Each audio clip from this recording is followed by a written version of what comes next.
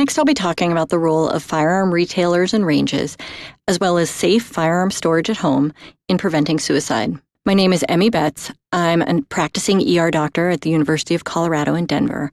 I'm also a suicide prevention researcher, and I co-founded and still lead the Colorado Firearm Safety Coalition. I want to start by putting suicide deaths in context. When we think about all firearm deaths, we know that there were close to 40,000 in 2017. Of those, approximately 60% were due to suicide, with only 38% from homicide and the remainder from causes like accidental child shootings and undetermined intent. This is not to say that these suicide deaths are more important than these other firearm deaths, but certainly they should be at least as important, and it's important we think about the unique ways that we need to try to prevent them. To understand the ideas of safe storage, there are a few concepts we need to go over. First, only about 10% of people with suicidal thoughts or actions ultimately die by suicide. That means that feeling suicidal is not a terminal illness, and we just need to get people through the period of risk. Yet we also know that among people who attempt suicide using a gun, approximately 90% will die. That's the highest fatality rate for any suicide method. And we know there's often a pretty short period of time from the decision to take action to actually attempting suicide, sometimes in the range of only minutes to hours. And so we really, again, have a short time period of risk that we need to get people through.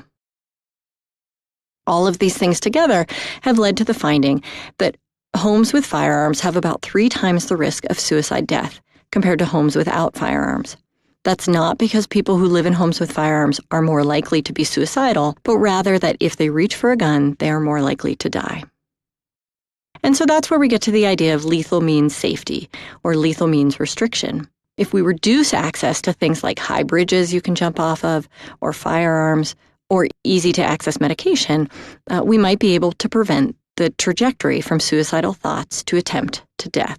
Because we know that not having access to the desired method can either delay the attempt temporarily or permanently, or if the person substitutes another method of suicide, it's less likely that they'll die. So if we take away access to firearms, even if the person attempts using medications and overdoses, they're less likely to die because they might come to my ER and we can do things to resuscitate them. So when we think about lethal means counseling, it's really like having a designated driver. It's about voluntarily reducing access to firearms for someone who's at risk. The safest option is to remove them out of the home. This is often a temporary change. This can mean storing firearms at gun shops or ranges with law enforcement or with trusted individuals. The second option, if removal is not an option, then the next best would be locked storage in the home. This can be with cable locks, trigger locks, lock boxes, or larger safes, with the point being that there are options really to suit every individual person's situation. So again, we want to think about emphasizing the idea that it's temporary changes, that it's voluntary, and that we're engaging trusted individuals. And at the end of this section, I urge you to take a look at the PSA developed by the Utah Suicide Prevention Coalition that really emphasizes all of these key points. The so-called gun shop projects are suicide prevention projects that began in 2009 in New Hampshire, really are partnering suicide prevention professionals with gun shops to try to educate firearm owners about suicide risk factors. There are posters, brochures, wallet cards for the suicide hotline, as well as tip sheets for dealers and range owners about how to spot people who might be going through a tough time. These programs have now spread across the country, and although they differ in their content and form, it's really exciting to see how the best practices are developing. And there's now actually a national program co-sponsored by the American Foundation for Suicide Prevention and the National Shooting Sports Foundation.